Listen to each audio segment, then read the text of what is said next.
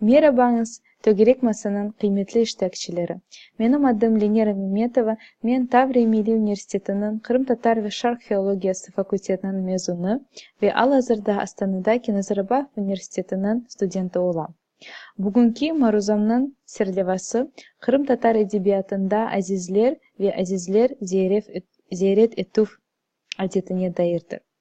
Кырым-татар халкы арасында ислам дини пек эрте яйылып башланган ve адамлар уну самимиятли кабул эткенлер.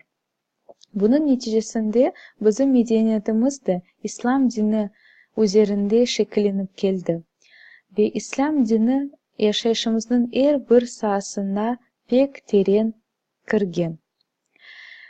Öz itaat ve hikmetli hareketleri, terin bilgi ve takvalı olganının ve yüksek ahlaklı olganının neticesinde birçok insanlar Allah'ın uğrunda mahsus bir dereceye yettiler ve azizler ya da erenler oldular. Bunun da neticesinde halkımız arasında azizlerini ziyaret etүү adeti peyda olgan. Kırım devletinin hükümdarları, ferasetli ve hikmetli hanlarımızın birçoğu sufiliknin devamcıları olgan. Onların arasından 2. İslam Giray Han, 4. Mehmet, Hacı Selim Giray, Şıhbaz Giray. Onlar türlü sufi tarikatlarının azaları olgan.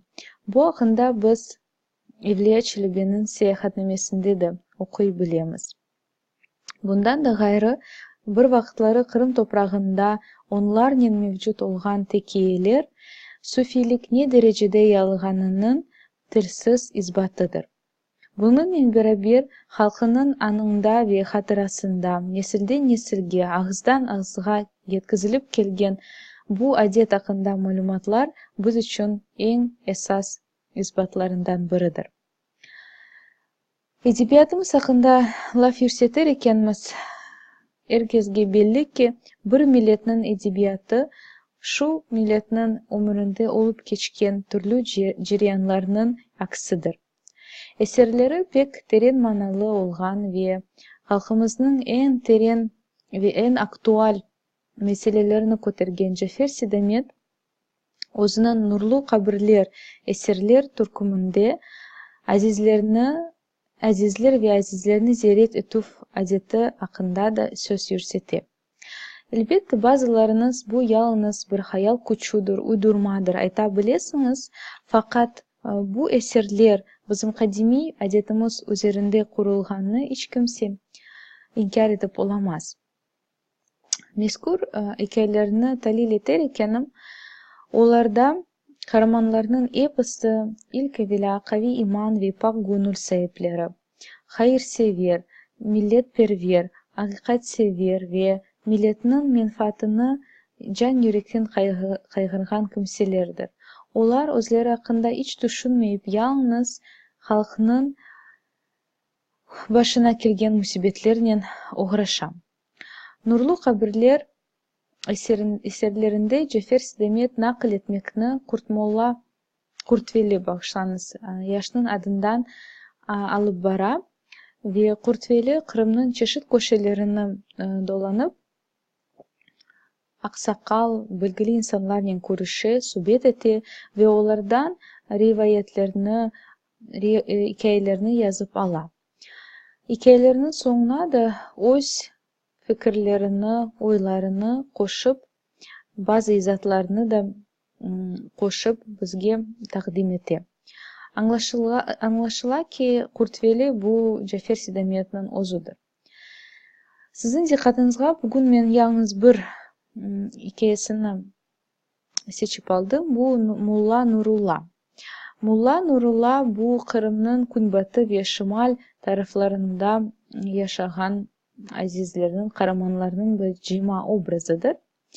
Ve bu eserde müellif üzerimizge öz fedakарлыk ve cesurluğu sayesinde halkın hürmetini, izzetini kazangan, iman ve hayırlı işlerinin becermesinin evliya derecesine yetken bir Cankoylu Molla hakkında tarif etti. Muellif yazar ki, bütün rivayetlerde Nurullah'ın ilminin, bilgisinin uçsuz bucaksız, denizler gibi geniş ve terin olganı aytıla. Onun en doğru teraziden daha büyük doğrulukla bütün yalanlarının, yanlışlarının üstünü açkanı tasdıklanır. Alel husus hakikatini söylevdeki katiyeti hep kılıç gibi kesip atar edi, dey muellif. Kırım Tatar halkına ait çizgilerini muellif büyük dikkat ayıra ve onlardan en mühimligi bu samimilik, hakikatseverlik gibi olganlarını o ayrıca kaydetti. 1774 senesi Küçük Kaynarcır mukavelemesi imzalangan ve onun neticesinde Rusya Kırım'ın müstakilligini tanıgan. Lakin bu mukavelenin sonunda Ruslar hep bir Kırım Tatar halkının yaşayışına kırıp maksus öz hainlerini kırsetip böylece eyle arasında birlikni bozmağa niyet ettiler ve fitne saçtılar. Ular çeşit türlü hilekar usul ve vasıtalarını kullanıp öz maksadlarına yetti ve hatta dostlar arasında işanç kalmay dep yaza muellif. Kırım Tatar halkı birkaç akındığa bölüne ve artık halk birligini joya. Hanlık da berbat olgandan soň Potemkin maksus bir meclisini toplamağa emir etti ve kelgenlerge Rusya tarafından çeşit türlü para mükafatları, imtiyazlar vade etili. Mecliske kelgenlerinin aman epası halk arasında öz ikiyüzlüğünen, alçak gönüllüğünen belli olgan şahıslardır. Ama onların arasında Molla Nurullah'ın görünmesi herkesini şaşırta. Ve muellif dey ki, yalnız ilmi, fazileti, doğruluğu ve batırlığıyla tanılgan ve sevilgen Cankoylu Nurullah Efendi'nin bulunması herkesini ayrette kaldırdı. Kırım Tatar halkı adından Ekaterinaga öz minnetdarlığını bildirip bir alçak gönüllü insan çıka ve saygılı imperatrisaga öz maktap sözlerini ve minnetdarlığını bildiriyor. Bunu korup kalgan Molla Nurullah özünü tutmay ve turup da yüreğinde olgan bütün oy fikirlerini açık ayta. Nurullah Efendi'nin bu hareketi Kırım'ın ufuklarına bir aydınlık getirdi. Bundan herkes sevindi ve bütün Kırım halkı Nurullah Efendi'nin kahramanlığına hayrette kaldı, dey muellif.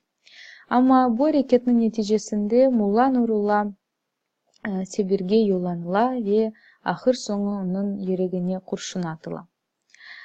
Molla Nurullah hikayesinin kahramanı hakikat ve yalan arasında farkını korup tanıp da susup oturmakını bilmegen bir şahıstır.